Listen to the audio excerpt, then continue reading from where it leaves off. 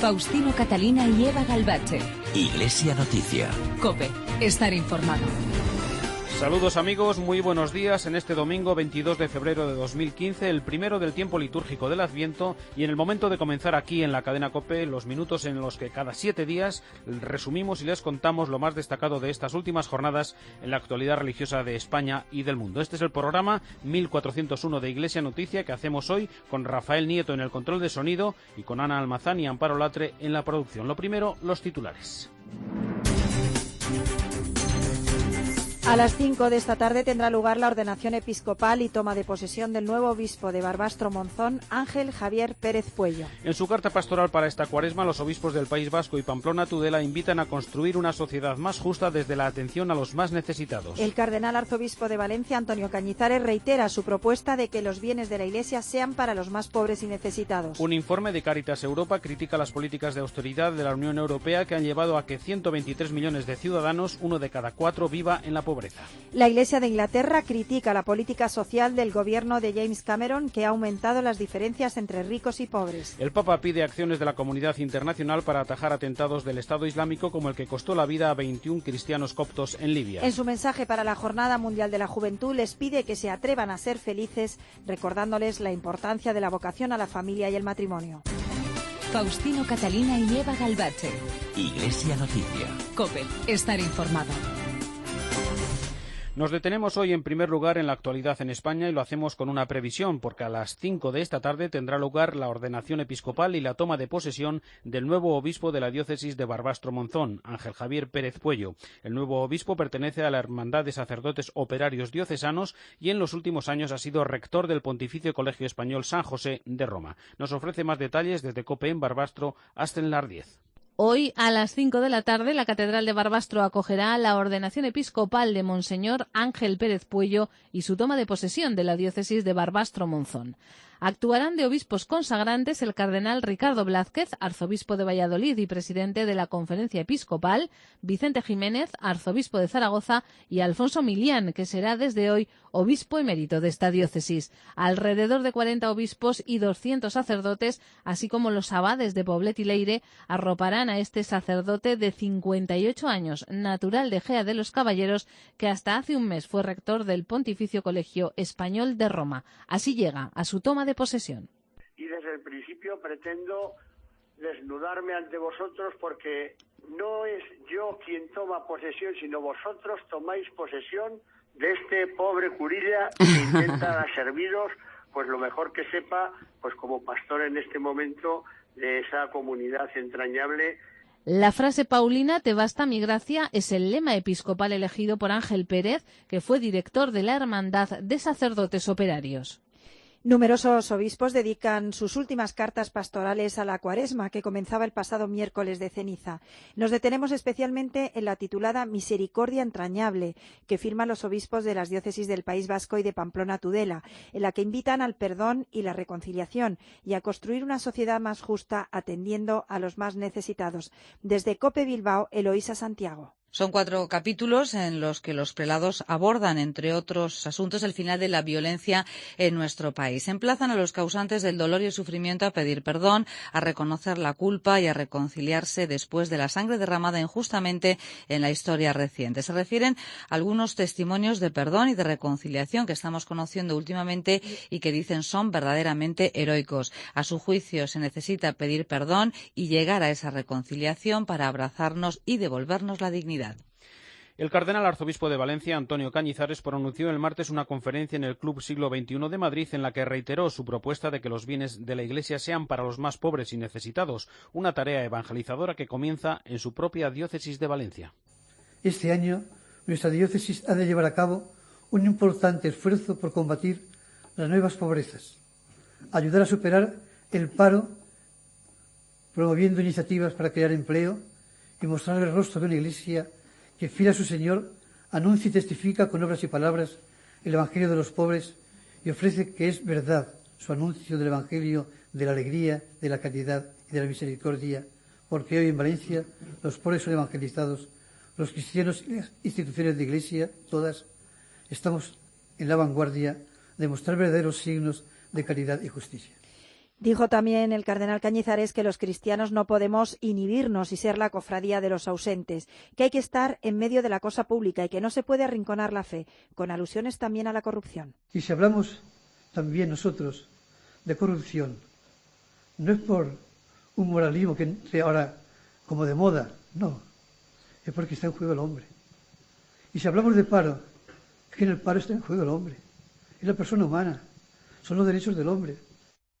Y en el fondo de todo, el problema está en la educación. El problema en toda Europa es que se ha dejado de educar. Se ha dejado de tener en cuenta al hombre, a la persona, que aspira a tener un sentido en su vida y a realizar la vida con sentido. Y eso nos ofrece la escuela.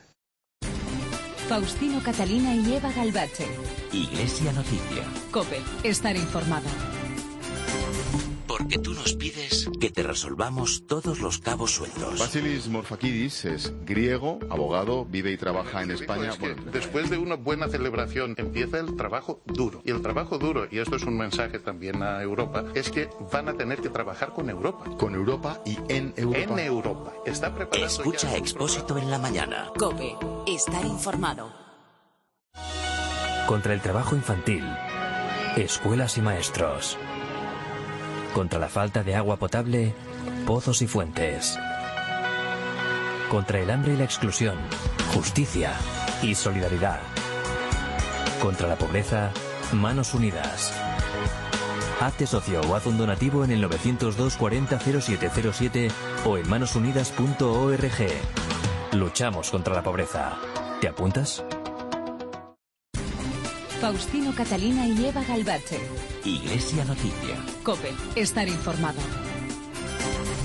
Nos acercamos ahora en Iglesia Noticia a la actualidad internacional y en primer lugar nos vamos al Vaticano, donde el Papa Francisco ha manifestado esta semana en varias ocasiones su condena y ha pedido oraciones por el asesinato de 21 cristianos coptos en Libia. Vamos a recordarlo con la corresponsal de la cadena COPE en Roma y el Vaticano, Paloma García Ovejero. Buenos días.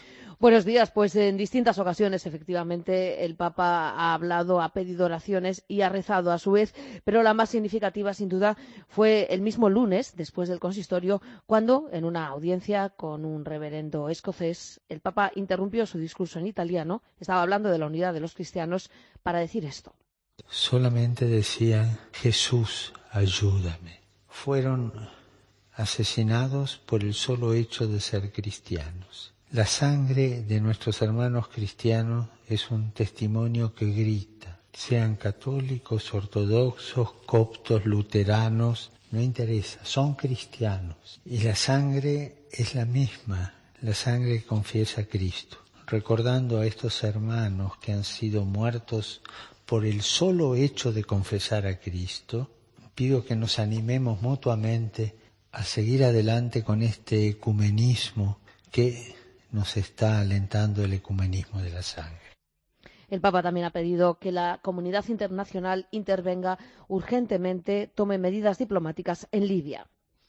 En la audiencia general del miércoles, que no habrá la próxima semana porque esta tarde comienzan los ejercicios espirituales del Papa y la Curia, Francisco continuó sus catequesis sobre la familia.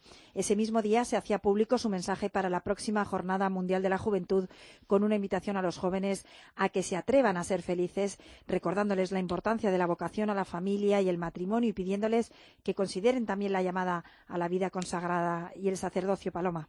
Sí, fue un mensaje que, bueno, hemos conocido ahora, es para la próxima Jornada Mundial de la Juventud, y el Papa, sobre todo, les reta a escuchar esas bienaventuranzas, que son las maneras que propone Jesucristo para ser feliz. El Papa invita a los jóvenes a replantearse si son capaces de adoptar un compromiso, a replantearse si son capaces de amar de verdad. Y esta semana, como bien has dicho, el Papa parte esta tarde, concretamente a las 4, a las 12 reza el Ángelus en la Plaza de San Pedro, a las 4 sale el autobús hacia Aricha, donde el año pasado, para estos ejercicios espirituales en la Casa Divin Maestro de los Padres Paulinos, y el Papa con la Curia reflexionarán, rezarán sobre el tema servidores y profetas del Dios viviente. El predicador es el padre Bruno Secondin, que en sus meditaciones presentará una lectura pastoral del profeta Elías. El Papa terminará sus ejercicios espirituales el próximo viernes. Y recordamos por último, Paloma, algunos otros actos actos y encuentros de esta semana del Papa Francisco, como el que mantuvo con los sacerdotes de su diócesis de Roma, de la que es obispo. Efectivamente, con todo el clero romano, como esta edición al inicio de la Cuaresma, el Papa estuvo este jueves pues más de 2 horas. Fueron diálogos, preguntas, respuestas, sin un guión previo, todo a bracho, todo improvisado, y el Papa se centró sobre todo en 2 temas, en la Eucaristía y en la homilía. Se acaba de publicar, de hecho, se acaba de presentar el directorio homilético también en el Vaticano. El Papa proponía recuperar el estupor, la fascinación de la belleza, ese estupor inicial, pero tanto del que celebra como de la gente. Entrar en una atmósfera espontánea, normal, religiosa, pero no artificial. Y así es como se recupera el estupor, lo que se siente en el encuentro con Dios. El Papa Francisco ponía ejemplos propios, anécdotas suyas, y contaba: cuando vemos un sacerdote que predica de un modo sofisticado o artificial, que abusa de los gestos, tampoco es fácil que se dé ese estupor, esa capacidad de entrar en el misterio. Por eso, el Papa decía que ninguno de los 2 extremos, ni hacer el showman cuando llega el momento de la homilía, ni ser excesivamente rígido, porque eso tampoco ayuda a entrar en el misterio. Gracias, Paloma. Feliz domingo. Igualmente. Y en Iglesia Noticia queremos recordar y analizar el contenido de la homilía que el pasado domingo puso el colofón al consistorio de cardenales, en la que el Papa les animó a acoger a los excluidos, ignorar las críticas y a no formar una casta. Lo hacemos desde Roma con el comentario en Iglesia Noticia de Antonio Pelayo. Buenos días. Buenos días. Las homilías del Papa Francisco suelen ser breves, no llegan casi nunca a los 10 minutos. En esto, como en tantas otras cosas, se diferencia de sus predecesores San Juan Pablo II y Benedicto XVI, que utilizaban tiempos más largos. Cuando se produce alguna excepción a la regla, hay una causa que lo justifica. Sucedió el domingo pasado, cuando Bergoglio pronunció su homilía en la misa concelebrada con más de 160 cardenales, entre ellos los que acababa de nombrar. Habló durante más de 20 minutos. Es un texto muy importante. Cuando están a punto de cumplirse los 2 años de su elección, el Papa argentino ha reafirmado su concepción de la misión de la Iglesia en estos tiempos difíciles. Sobre el Evangelio de los marginados, dijo, se descubre y se revela nuestra credibilidad. Y poco antes había aconsejado a los cardenales que recordasen la figura de San Francisco, que no tuvo miedo de abrazar al leproso y de acoger a aquellos que sufren cualquier tipo de marginación. El Papa, inspirándose en la curación del leproso realizada por Jesús, había hablado de 2 lógicas de pensamiento y de fe: el miedo a perder a los salvados y el deseo de salvar a los perdidos. La lógica de los doctores de la ley, o sea, alejarse del peligro apartándose de la persona contagiada, y la lógica de Dios, que con su misericordia abraza y acoge, reintegrando y transfigurando el mal en bien, la condena en salvación y la exclusión en anuncio. Con estas premisas, Francisco podía concluir que el camino de la Iglesia es el de no condenar a nadie para siempre y difundir la misericordia de Dios a todas las personas que la piden con corazón sincero.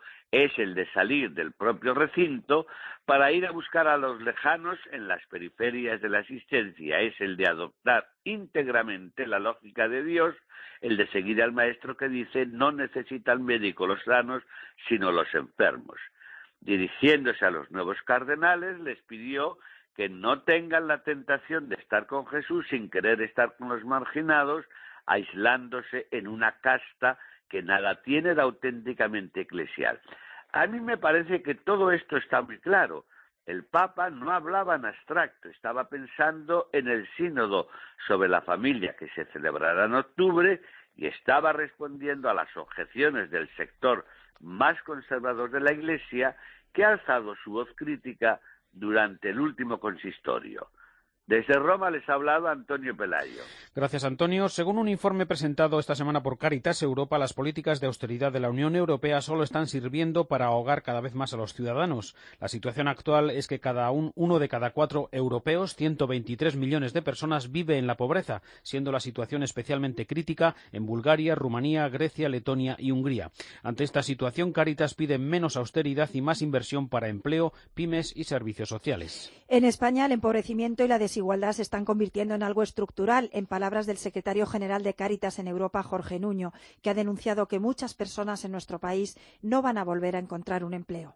Vemos que la crisis no ha pasado, ni muchísimo menos. Hay cosas que están mejorando. ¿Está mejorando el empleo? Pues para algunas personas sí, pero también nuestra pregunta es ¿qué calidad de empleo? Y está aumentando bastante lo que se llama la pobreza en el trabajo. Es decir, gente que tiene un trabajo, pero sigue en situación de pobreza. Y en Iglesia Noticia, el comentario de Paloma Gómez Borrero se detiene hoy en el nuevo servicio de duchas y de barbería puesto en marcha por iniciativa del Papa. El lunes 16 empezó a funcionar lo que ya en Roma se conoce como la barbería pontificia. Sus clientes son los pobres y mendigos que deambulan por los alrededores del Vaticano, ya que es completamente gratuita. Se ha instalado en la Plaza del Santo Oficio, junto a una serie de duchas y aseos prefabricados y detrás de la columnata del Bernini. Está abierta de 9 a 3 de la tarde, solo los lunes, porque es el día que en Italia cierran peluqueros y barberos. Y es que los voluntarios que prestan su servicio son profesionales y alumnos del último curso de la Escuela de Peluquería. Papa Francisco pensó que los semitechos, los que duermen en las calles, sobre todo bajo los soportales de la Vía de la Conciliación, no solo deben encontrar un lugar donde asearse, sino también poder afeitarse y cortarse el pelo. Decidió que había que organizar este servicio dentro de la Ciudad del Vaticano. El día de la inauguración se beneficiaron 15 vagabundos. El primero fue Robert Coco, un eslavo de 49 años. Cuando salió de la peluquería limpio y arreglado parecía otro. Le aguardaba una legión de periodistas y fotógrafos.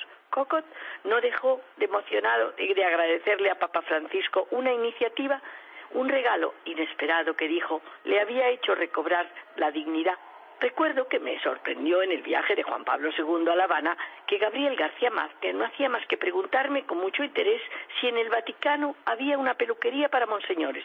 Le contesté que no, que cada uno se arreglaba por su cuenta. Hoy le habría respondido con esta crónica. Faustino Catalina y Eva Galbache. Iglesia Noticia. COPE. Estar informado.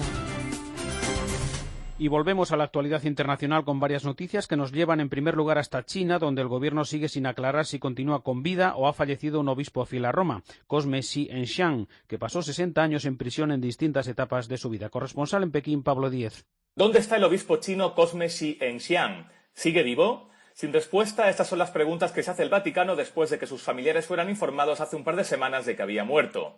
Sin embargo, las autoridades chinas no les dijeron cuándo ni cómo había fallecido. Nacido hace 94 años, el obispo Xi se ha pasado buena parte de las 6 últimas décadas en campos de trabajo y entre rejas por su fe católica.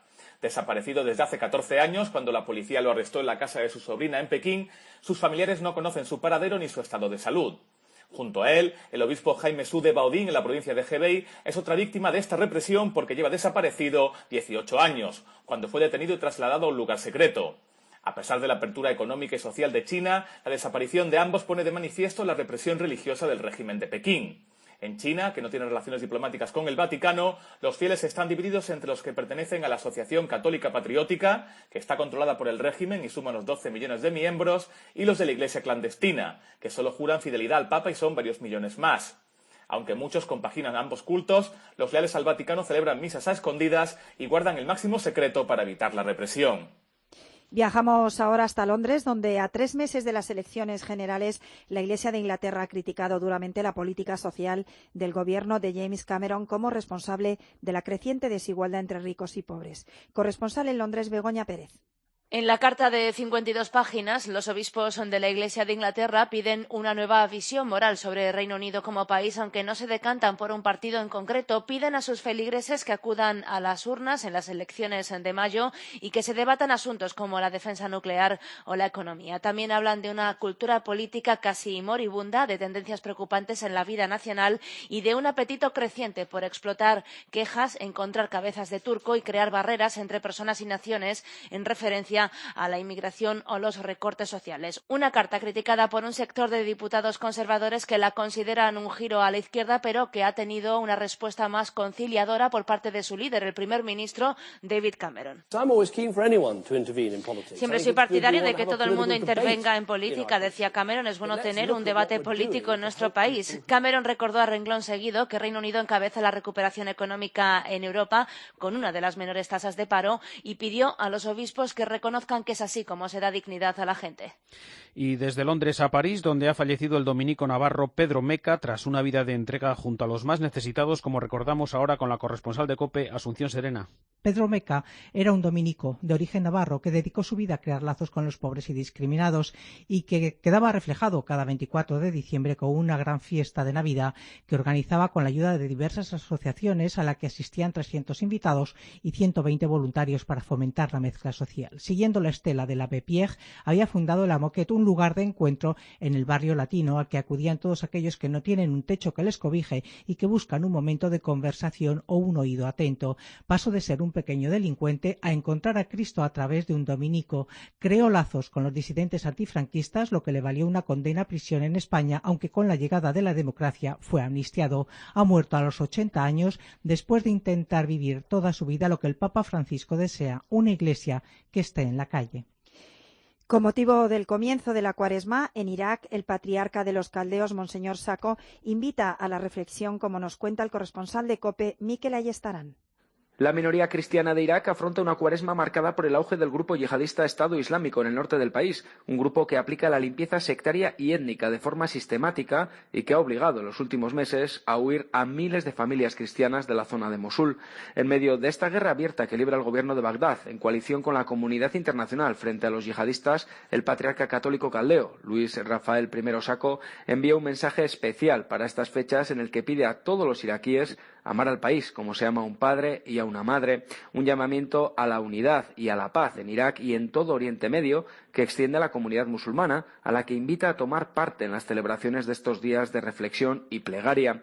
Los cristianos iraquíes están divididos en 14 comunidades diferentes, con iglesias católicas, ortodoxas y protestantes, y antes de la invasión de Estados Unidos en 2003 eran aproximadamente 1.200.000 personas. Hoy no llegan a los 400.000. La región autónoma del Kurdistán es la salida temporal que elige la mayoría, pero Europa y Estados Unidos son los destinos soñados. Bagdad, Mosul y Basora son las plazas históricas con presencia cristiana, originalmente asirios y caldeos, que siguen rezando en arameo, la lengua de Jesús.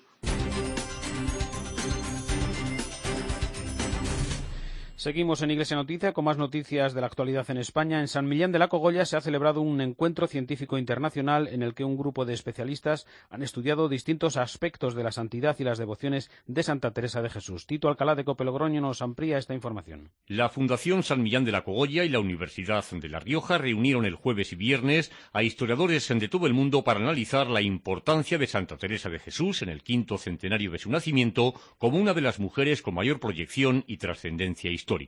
Abría el ciclo en San Millán de la Cogolla el profesor de la Universidad Autónoma de Barcelona, Ricardo García Cárcel. Probablemente no habrá un personaje histórico de la historia de España que efectivamente haya suscitado tal cantidad de libros, de publicaciones, de artículos desde su mismísima muerte. La primera evidencia que me interesa destacar es que Teresa de Jesús es canonizada con una rapidez increíble y anómala para su tiempo, en 40 años. La celebración de las jornadas se enmarcó en el proyecto Religiosas y Vidas Memorables, imágenes y representaciones de las monjas en la cronística religiosa de Edad Moderna, que desde 2012 desarrolla la Universidad de La Rioja con financiación del Ministerio de Economía. Y seguimos hablando de Santa Teresa porque sobre ella gira también la Semana de Música Religiosa de Cuenca en su edición de este año que acaba de presentarse en Madrid. Allí estuvo Ramón García Pellegrín. Santa Teresa de Jesús será el epicentro de la 54 edición de la Semana de Música Religiosa de Cuenca, que se celebrará del 28 de marzo al 5 de abril. Pilar Tomás, directora de la semana, declaración Sacope. El programa que presentamos, que ha sido muy bien acogido por la Comisión del Centenario, va a hacer un recorrido de la vida de la Santa, pero con una investigación musicológica muy profunda. Entonces vamos a presentar un programa de polifonía, yo creo que francamente interesante. Fundamentalmente vamos a hacer el repertorio castellano de la vida de Santa Teresa. Durante la próxima Semana Santa, los amantes de la música podrán disfrutar de la música de 5 siglos y de grandes obras de repertorio religioso, como la Pasión según San Mateo de Bach o la Misa de Coronación de Mozart. Además, el pintor Gustavo Torner recibirá un homenaje, exposición incluida, ahora que sus vidrieras para la Catedral Conquense cumplen 20 años. Pilar Tomás. Entonces vamos a hacer una exposición con todos los bocetos que están en el Reina, música de ese entorno, pero sin duda sí que hay una religiosidad muy profunda en la obra de Torner y en esas vidrieras que parten del Génesis. La Orquesta Sinfónica de Galicia, el Cuarteto Quiroga o el pianista Javier Perianes tampoco faltarán a la Semana de Música Religiosa de Cuenca. Y en el recorrido que esta temporada estamos realizando por las diócesis españolas, nos acercamos hoy precisamente hasta la diócesis de Barbastro-Monzón, que hoy recibe, recordamos, a su nuevo obispo, Ana Almazán. Entre las primeras estribaciones de los Pirineos y hasta la frontera francesa se extiende la diócesis de Barbastro-Monzón.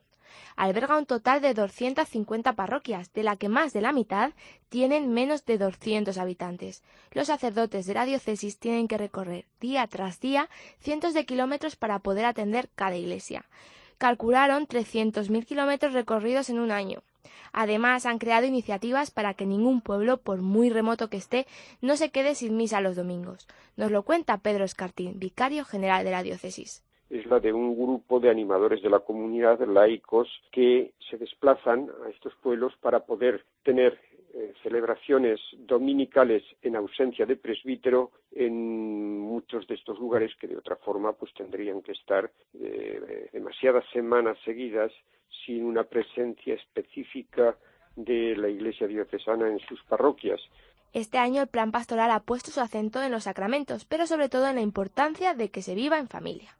Las acciones prioritarias para este año en el ámbito diocesano están centradas todas ellas en potenciar los sacramentos de la iniciación cristiana a través de las acciones habituales de catequesis, pero también con unas acciones especiales para invitar a los padres a que tomen parte en la educación cristiana de sus hijos ya desde el bautismo, en el despertar religioso, en su acompañamiento como padres durante el periodo de la preparación a la primera Eucaristía y también de la confirmación. Destaca la solidaridad de su diócesis. 200 catequistas, 150 animadores seglares que visitan enfermos, presos, 410 voluntarios del Cáritas y Manos Unidas atienden a las 13.700 personas que solicitan ayuda, lo que demuestra que la diócesis de Barbastro-Monzón, a pesar de ser pequeña, tiene un gran corazón. Gracias, Ana. El obispo administrador apostólico de Estonia, Filip Jugdan, ha estado en Madrid y nos ha contado la situación del país, considerado el menos religioso del mundo. Al inicio de los años 70 se piensa que había 5 o 6 católicos estonios en todo el país. ¿5 o 6? Es decir, ahora somos 6.000, hay que decir.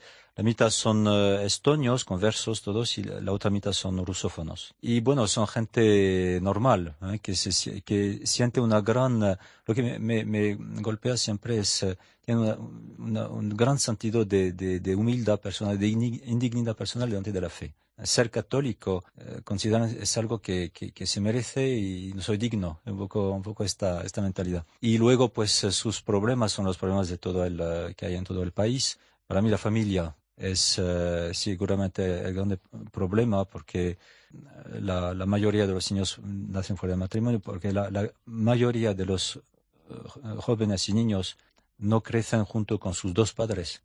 Y yo creo que eso es la gran lucha que tenemos. No hay tiempo para más. Hasta aquí los minutos de Iglesia Noticia en este domingo 22 de febrero de 2015. Volveremos dentro de 7 días. Les dejamos ahora en la sintonía de la cadena COPE con la última hora de la actualidad en España y el mundo. Después, la Santa Misa. Un saludo de Eva Galbache y Faustino Catalina. Que pasen una feliz semana. A punto de alcanzar las 9, las 8 en Canarias.